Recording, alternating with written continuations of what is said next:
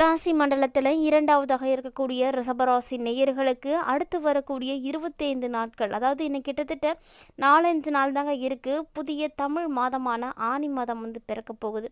அதாவது இந்த ஆனி மாதத்தை பொறுத்த வரைக்கும் பார்த்தீங்கன்னா முதல் 25 நாள் இல்லைனா கடைசியாக வரக்கூடிய ஒரு 25 நாள், இப்படி எதுவாக வேணாலும் இருக்கலாம். அந்த 25 நாளுக்குள்ளே கட்டாயமாக இந்த ஒரு விஷயம் வந்து ரிஷபராசி நேயர்களுக்கு வந்து நடக்க போகுதுங்க. ஏன்னா உங்களுக்கு இனிமேட்டுக்கு நடக்கக்கூடிய விஷயங்கள் எல்லாமே வந்து நல்ல விஷயங்கள் தான். ஏன்னா கிரகங்கள் அத்தனையுமே உங்களுக்கு சாதகமாக தான் இருக்குது.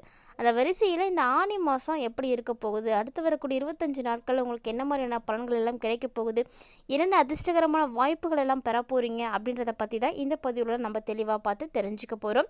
வீடியோக்குள்ளே போகிறதுக்கு முன்னாடி நீங்கள் இன்னும் நம்ம சேனலை சப்ஸ்கிரைப் பண்ணாமல் இருக்கீங்க அப்படின்னா மறக்காமல் சேனலை சப்ஸ்கிரைப் பண்ணிக்கோங்க. கூடவே பக்கத்தில் இருக்கிற பெல் ஐக்கானையும் கிளிக் பண்ணிக்கோங்க. அப்போ தான் நாங்கள் போடக்கூடிய வீடியோக்கள் எல்லாமே உங்களுக்கு நோட்டிஃபிகேஷனாக உடனுக்குடன் வந்தடையும். நீங்களும் பார்த்து பயன்பெறலாம். வாங்க வீடியோக்குள்ளே போகலாம். ஆனி மாதம் பார்த்தீங்கன்னா விசுவாச வருடம் ஜூன் மாதம் 15ஆம் தேதி அன்றைக்கி பிறக்குதுங்க. ஸோ ஜூன் 15லேருந்து ஜூலை வந்து 16ஆம் தேதி வரைக்குமே ஆனி மாதம்தான். ஸோ ரிஷபராசி நேயர்களுக்கு இந்த இடைப்பட்ட காலகட்டங்களில் கிடைக்கக்கூடிய பல்வேறு விதமான அதிர்ஷ்டங்கள் பற்றியும் என்ன விஷயத்தில் கவனமாக இருக்கணும் அப்படின்றத பற்றியும் தான் தெரிஞ்சுக்க போகிறோம். உத்திராயணத்தினுடைய 6வது மாதம், அதாவது கடைசி மாதம் தான் இந்த ஆனி மாதம்னு சொல்லுவாங்க. பொதுவாக மாதாந்திர கிரகம் அப்படின்னு சொல்லக்கூடிய கிரகங்களும் ஒரு சில குறிப்பிட்ட கிரகங்கள் இருக்குது. அந்த கிரகங்களுடைய பயிற்சிகள் எப்படி இருக்குது அப்படின்னு பார்த்தீங்கன்னா, இந்த டைமு மாதாந்திர கிரகங்களாக இருக்கக்கூடிய சூரியன், செவ்வாய், புதன், சுக்கிரன் இந்த 4 கிரகங்களுடைய மாற்றங்களை பொறுத்து தான் இந்த டைமில் உங்களுக்கு பலன்கள் அப்படின்றது கிடைக்க போகுது. ஸோ பொதுவாக சூரியன் ஒரு ராசியில் இருந்து மற்றொரு ராசிக்கு போகக்கூடியதை வைத்து தான் தமிழ் மாதத்தை வந்து கணக்கீடு செய்வாங்க. ஸோ அப்படி பார்த்தீங்கன்னா இப்போ முதனத்துக்கு வந்து போக போகிறாரு. இந்த ஒரு தருணத்தில் உங்களுக்கு ஆனி மாதம் வந்து பிறக்குது. ஸோ இந்த ஆனி மாதம் மேசராசியில் சுக்கிரனும் முதனத்தில் புதனும் குரு பகவானும் இருக்கிறாங்க. சூரியனும் வந்து சேர்ந்து தான் இருக்கிறாங்க. இந்த 3 கிரகங்களுமே காணப்படக்கூடிய இந்த ஒரு தருணத்தில் சிம்மத்தில் பார்த்திங்கன்னா செவ்வாயும் கேதுவும் வந்து இருக்கிறாங்க. கும்பராசியில் சனி, ராகு இந்த 2 கிரகங்களும் வந்து இணைந்திருக்கு. மொத்தத்தில் இந்த ராகு கேதுவில் எல்லா கிரகங்களுமே வந்து அடங்கிட்டாங்க. இந்த டைமில் நம்ம எடுக்கக்கூடிய முயற்சிகள் அத்தனையுமே வந்து நிறைய சக்திகளை வந்து எடுத்துக்கிறதுக்கான வாய்ப்பு வந்து இருக்குது. அந்த வரிசையில் இந்த காலகட்டத்தில் நம்ம போடக்கூடிய எல்லா முயற்சிகளுமே உங்களுக்கு வெற்றிகள் தரக்கூடிய ஒரு காலகட்டமாக இருக்கும் அப்படின்றதெல்லாம் மாற்று கருத்தே கிடையாதுங்க. ஸோ ஜூன் 22ஆம் தேதி அன்றைக்கி பார்த்திங்கன்னா மீண்டும் புதன் வந்து முதனத்தில் இருந்து கடகத்துக்கு வந்து போயிடுவார். கடைசி 29ஆம் தேதி அன்றைக்கி சுக்கிரன் சொந்த வீட்டுக்கு வந்து போக போகிறாரு. அங்கே போய் ஆட்சிக்கு வந்து அதிபதியாக போகிறாரு. ஸோ ஆனி மாதத்தில் இந்த கிரகங்கள் தான் மிக டாப்பாக இருக்கக்கூடிய கிரகங்கள்னு சொல்லலாம். இந்த 2 கிரகங்களுடைய பெரிய மாற்றம் தான் பல விஷயங்களை வந்து உங்களுக்கு ஏற்படுத்தி கொடுக்க போகுது. மற்றபடி அனைத்து வருட கிரகங்களுமே அந்தந்த இடத்துல தான் வந்து இருந்து பலன்களை வந்து கொடுக்க போகிறாங்க.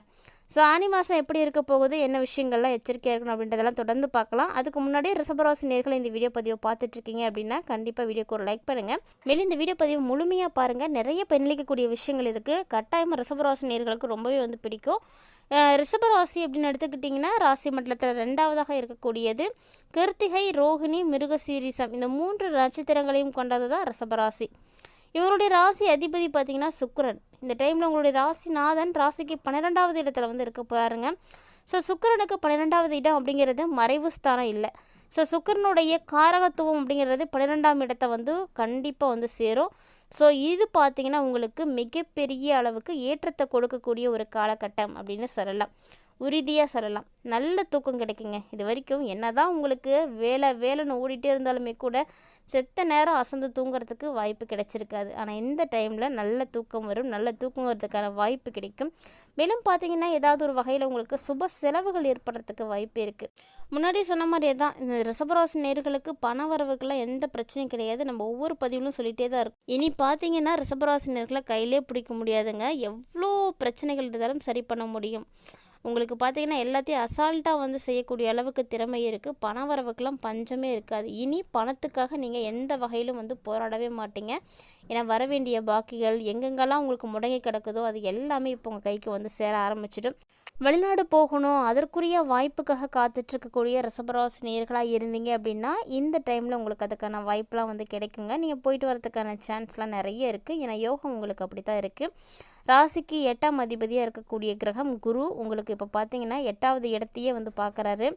ஸோ இந்த காலகட்டத்தில் உங்களுக்கு சூப்பரான ஒரு பலன் இருக்குது. அதாவது ஜூன் 15லேருந்து ஜூலை 16ஆம் தேதி வரைக்குமே இந்த காலகட்டத்தில் உங்களுக்கு பார்த்தீங்கன்னா ஒரு ராசிக்கு 2வது இடத்துல வந்து இருக்கக்கூடிய நேரத்தில் தனக்காரகனாக இருக்கக்கூடிய குரு தனஸ்தானாதிபதியான புதனோடு வந்து சேர்ந்து இருக்கக்கூடிய நேரத்தில் உங்களுக்கு பண வருமானத்துக்கு கண்டிப்பாக பஞ்சமே இருக்காது. அதனால் கவலையே பட தேவையில்ல. வீடு மனை இதெல்லாம் வாங்கணும் அப்படின்ற யோகமும் வந்து இருக்குது. ஸோ உங்களுடைய பேச்சிலே பார்த்தீங்கன்னா ஒரு நல்ல இனிமையானது தெரிய ஆரம்பிச்சிடும், நளினமானது இருக்கும். ஸோ அடுத்தவங்களுக்கு நீங்கள் பேசுகிறதே வந்து ரொம்பவே பிடிக்கும். அது மட்டும் இல்லாமல் நீங்கள் எடுத்துக்கொண்ட காரியங்கள் எல்லாமே வந்து வெற்றிகளானது கிடைக்கிறதுக்கு சான்ஸ் நிறையவே இருக்குது. ஸோ பேசும்பொழுதே எல்லாத்தையுமே வந்து கவரக்கூடிய அளவுக்கு இருக்கிறதுனால உங்கள்கிட்ட எல்லாருமே வந்து நிறைய விஷயங்களை வந்து கொடுக்கறதுக்கு தயாராக இருப்பாங்க. அந்த மாதிரி தான் இந்த டைமில் புதுசாக நீங்கள் வீடு மனை இதெல்லாம் வாங்கிறதுக்கான யோகம் வந்து உருவாகும். ராசிக்கு 4வது இடத்துல பார்த்தீங்கன்னா உங்களுக்கு செவ்வாய் பகவானும் கேது பகவானும் இருக்கிறாங்க. ஸோ 12ஆம் அதிபதியாக இருக்கக்கூடியவர் 4வது இடத்துல இருக்கிறாரு. அதனால் பழைய வீட்டை எதுவும் விற்கணும் அப்படின்னு ஆசைப்பட்றீங்க அப்படின்னா கண்டிப்பாக இந்த டைமில் அதை வந்து விற்கிறதுக்கு முயற்சி பண்ணுங்கள். ஏன்னா நல்ல விலைக்கு வந்து போகும். கண்டிப்பாக நீங்கள் எதிர்பார்க்காத விலைக்கு கூட போகிறதுக்கு வாய்ப்பு நிறையவே இருக்குது. ஸோ ட்ரை பண்ணிக்கோங்க. மேலும் லாபங்கள் அதிகமாக கிடைக்கக்கூடிய ஒரு நேரம். ஏன்னா சூரியன், புதன், செவ்வாய், சுக்கிரன் இந்த 4 கிரகங்களை வச்சு தான் மாத பலன்களை வந்து கணக்கீடே செய்வாங்க. அப்படி பார்க்கையில உங்கள் ராசிக்கு 2வது இடத்துலையே சூரியன் வந்து இருக்கிறாரு. அதனால் உங்களுக்கு பெரிய ஏற்றம் நிச்சயமாக இருக்குது. ஸோ தொழில் செய்துட்ருக்கக்கூடியவங்களாம் நல்ல டெவலப்மெண்ட் ஆகிடுவீங்க. அது மட்டும் கிடையாதுங்க, புதிய வீட்டின் மூலமாக உங்களுக்கு மிகப்பெரிய லாபங்கள் வந்து கிடைக்க போகுது. ஸோ நல்லா சம்பாதிக்கக்கூடிய திறமை வந்து உங்களுக்கு வந்து ஏற்படும். தாயின் மூலமாக உங்களுக்கு ஏற்றம் இருக்குங்க. உங்களுடைய அம்மா உங்களுக்கு நல்ல உதவியாக இருப்பாங்க. அவங்களுடைய சப்போர்ட் இந்த டைமில் கிடைக்கும். இது பார்த்திங்கன்னா ஒரு அற்புதமான ஒரு காலகட்டம் அப்படின்னு சொல்லலாம். சொல்லப்போனால் உங்களுடைய பண வரவுக்கெலாம் எந்த விதமான பஞ்சமே இருக்காது. ஸோ பணத்தை பற்றி நீங்கள் எந்த ஒரு உரையுமே பண்ணிக்க தேவையில்லை. எங்கெல்லாம் உங்களுக்கு பணம் முடங்கி கிடக்குதோ அந்த பணம் எல்லாம் இப்போ மீண்டு வரப்போகுது. சொல்லப்போனால் 1 வருடம் 2 வருடத்துக்கு முன்னாடி கூட தர வேண்டிய பணம் கூட உங்களுக்கு இன்னும் கைக்கு வந்து சேராமல் இருந்திருக்கும். அப்படிப்பட்ட பாக்கிகளை கூட இந்த டைமில் நீங்கள் வசூல் பண்ண முடியுமானா கண்டிப்பாக முடியும். நீங்களே வந்து கேட்காம அது உங்கள் கைக்கு வந்து சேரப்போகுது. ஸோ நல்ல ஒரு டைமாக இருக்க போகுதுங்க. நீங்கள் நினைத்து பார்க்க முடியாத அளவுக்கு மிகப்பெரிய அளவுக்கு நீங்கள் முன்னேற்றங்களை வந்து பார்க்க போகிறீங்க. மேலும் நீங்கள் என்னென்ன விஷயங்கள் எல்லாம் நடக்கணும்னு ஆசைப்படுறீங்களோ அந்த விஷயங்கள் எல்லாமே வந்து நடக்க போகுது. நினைத்த நேரத்தில் நினைத்த இடத்துல நீங்கள் என்ன நடக்கணும்னு நினைக்கிறீங்களோ அதெல்லாம் நடக்குங்க. ஸோ அற்புதமான ஒரு காலகட்டம். அதனால் ரிஷபராசினியர்களுக்கு பார்த்திங்கன்னா மிகச்சிறப்பான ஒரு நேரம் அப்படின்னு சொல்லலாம். கிரகங்கள் எல்லாமே சரியாக இருக்கும் பொழுது வேறு என்ன வேணும்? உங்களுக்கு நேரம் நல்ல நேரம் வந்துடுச்சு. இனி எல்லா பிரச்சனைகளும் சரி பண்ண போகிறீங்க. அதுவும் கலைத்துறையில் இருக்கக்கூடியவர்களுக்கெல்லாம் பார்த்திங்கன்னா நிறைய ஒப்பந்தங்கள் வந்து கிடைக்கும். நிறைய கான்ட்ராக்டில் நீங்கள் எழுத்து பண்ணுவீங்க, சைன் பண்ணி நிறைய ஒப்பந்தங்களில் நிறைய படங்கள் நாடகங்கள் அப்படின்னு எல்லாத்துலேயும் நடிக்கிறதுக்கு வாய்ப்பு இருக்குது. உங்களுக்கு என்னென்ன விஷயங்கள் தேவையானதாக இருக்கோ அது எல்லாத்தையும் உங்களால் வந்து பெற முடியும். அரசியல் அரசு சம்மந்தப்பட்ட துறைகளில் இருக்கக்கூடியவர்களுக்கு ஒரு ஏற்றமான ஒரு காலகட்டமாக இது இருக்குங்க.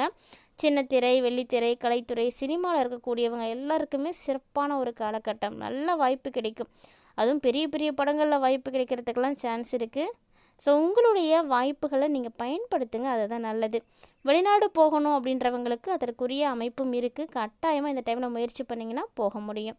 மேலும் புதன் பார்த்திங்கன்னா ஒரு ராசிக்கு 2வது இடத்துல இருந்து 3வது இடத்துக்கு வந்து போக போகிறாருங்க. ஸோ அதனால் புது முயற்சிகள், எழுத்து, கலைப்பணிகள் இதில் எல்லாத்துலேயுமே நல்ல ஒரு ஏற்றம் இருக்குது.